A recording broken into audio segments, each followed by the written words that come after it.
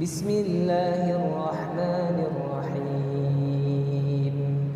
Alhamdulillahilladzi anzala ala 'abdihi al-kitaba wa lam yaj'al lahu 'iwaja qayyiman liyundhira ba'san shadidan min ladunhu wa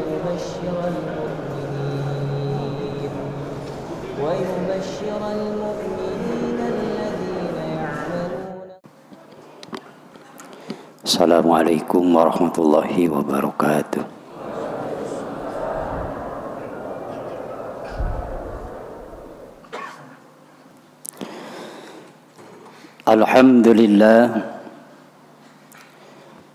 Alhamdulillahilladzi ja'ala syahral muharram miftahan likulli 'am. Asyhadu an la ilaha illallah dzul jalali wal ikram wa asyhadu anna Muhammadan 'abduhu wa rasuluh sahibul haudi wasyafa'ati wal maqam. Allahumma salli wa sallim wa barik ala sayyidina Muhammadin sayyidil arabi wal ajam wa ala alihi wa ashabihi wa man tabi'ahu ila akhiril ayyam, amma ba'du. Ya ayyuhal hadirun, usikum wa nafsi bitaqwallah la'allakum tuflihun. Qala Allah ta'ala fi kitabihil karim wa huwa asdaqul qailin. Ya ayyuhalladzina amanu taqullaha haqqa tuqatih ittaqullaha haqqa tuqatihi wa la tamutunna illa wa antum muslimun. Fadilatul muhtaramin, segenap jamaah salat Jumat yang mudah-mudahan semuanya senantiasa Allah muliakan. Puja-puji beserta rasa syukur kita, marilah sama-sama kita panjatkan kepada Sang Pencipta Allah Azza wa Jalla. Salawat teriring salam semoga senantiasa tercurahkan kepada junjungan kita yang telah hijrah dari Mekah ke Madinah, yakni Habibandal Karim Muhammad sallallahu alaihi wasallam. Para hadirin kaum muslimin jamaah salat Jumat yang mudah-mudahan Allah muliakan, mengawali khutbah di kesempatan Jumat siang hari ini sebagai khatib mengajak kepada diri pribadi dan juga seluruh jamaah yang hadir, marilah sama-sama kita berusaha selalu untuk meningkatkan takwa kita kepada Allah Subhanahu wa ta'ala. Karena dengan takwa Allah jadikan jalan keluar dari berbagai masalah kita. Dengan takwa Allah akan anugerahkan rezeki dari arah yang tidak kita duga-duga. Dengan takwa Allah akan mencurahkan keberkahan kehidupan kita, dan dengan takwa kita akan mendapatkan kenyamanan, ketenangan, kemuliaan di hadapan Allah Subhanahu wa ta'ala, dan dengan takwa Allah akan memasukkan kita ke dalam surganya. Mudah-mudahan Allah Subhanahu wa ta'ala menjadikan kita sebagai hamba-hamba yang muttaqin. Hadirin kaum muslimin jamaah salat Jumat yang mudah-mudahan Allah muliakan. Kurang lebih 14 abad yang lalu Rasulullah sallallahu alaihi wasallam pernah bersabda, Kata beliau Rasulullah sallallahu alaihi wasallam, sayati zamanun ala ummati yuhibbunal khamsa wa yansaunal khamsa. Akan datang satu masa, akan terjadi satu zaman di mana umatku, kata Nabi, akan mencintai dunia, mencintai 5 perkara, melupakan 5 perkara. Cinta 5 perkara, karena saking cintanya 5 perkara menjadi lupa urusan 5 perkara. Yang pertama, kata Nabi, yang akan terjadi pada umat Nabi, kita di dalamnya,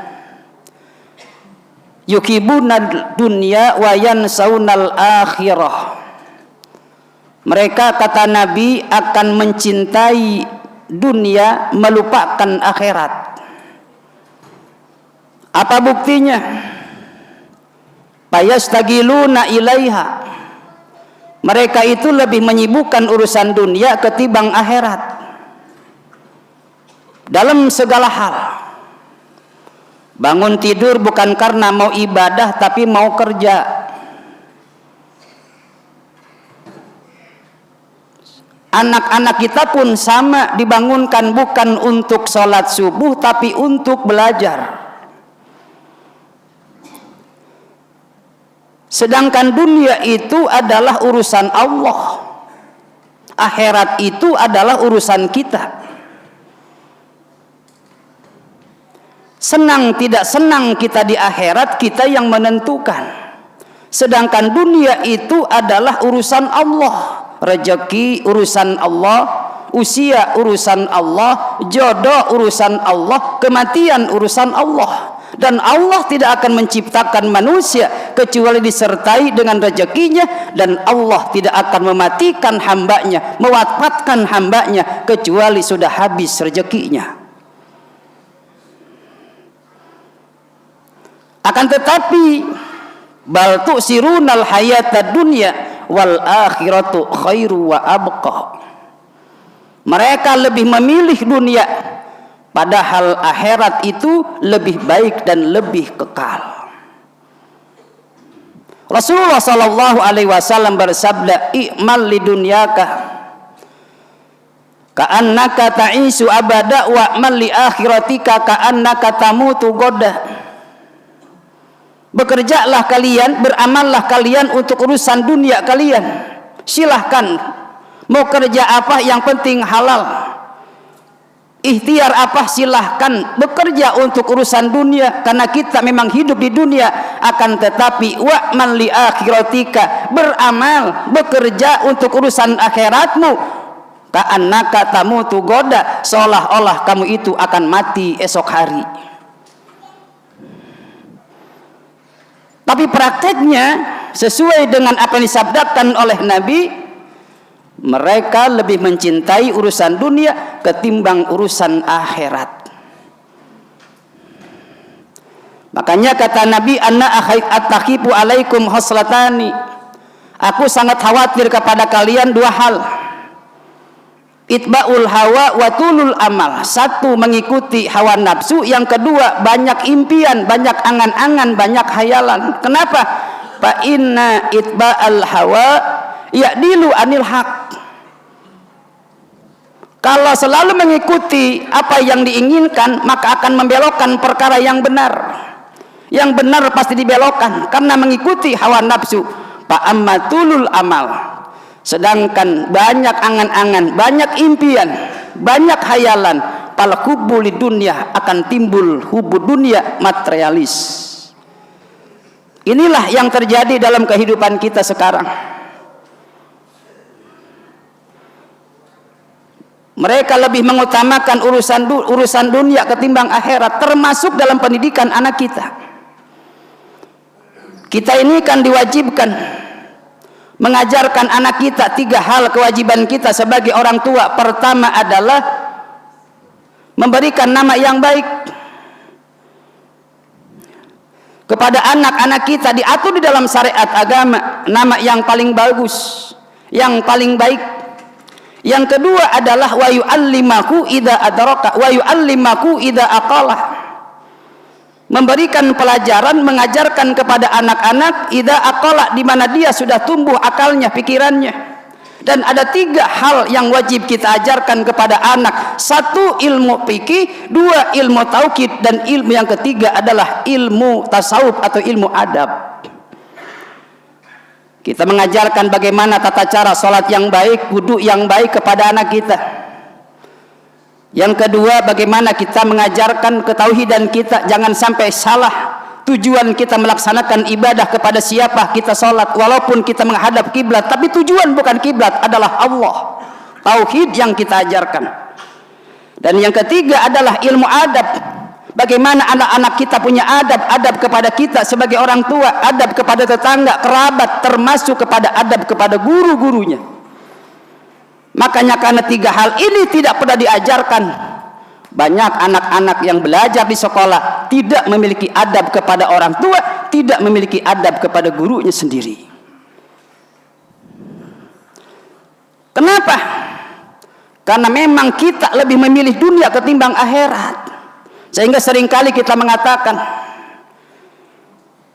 nah, sekolah yang tinggi biar gampang nyari kerja. Faktanya begitu lulus, sulitnya mencari kerja. Makanya di dalam kitab Hikam dikatakan, cita-cita tidak bisa merubah ketentuan Allah, qada dan qadarnya Allah. Banyak orang yang sekolah jurusannya A tapi kerja jurusannya B. Itulah sesuatu yang terjadi. Kenapa? Karena dunia adalah urusan Allah, sedangkan akhirat adalah urusan kita. Tapi faktanya orang lebih memilih bal tu'sirunal hayata dunya wal akhiratu khairu wa abqa. Yang kedua, yuhibbunal kusur wa yansaunal kubur.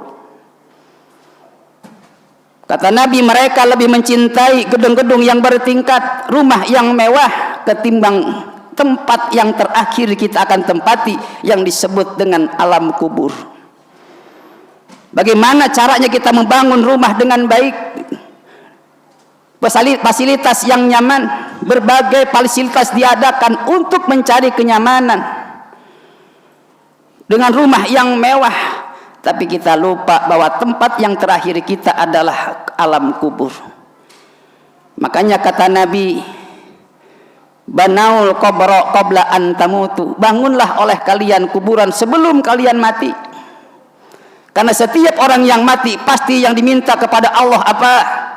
Yang diminta adalah, ya Allah luaskanlah alam kuburnya, ya Allah sinarinya alam kuburnya, ya Allah jadikanlah alam kuburnya raudhah min riyadil jannah, sebagai taman-taman surga. Kenapa? Karena kita lihat sendiri alam kubur begitu sempit, alam kubur begitu gelap.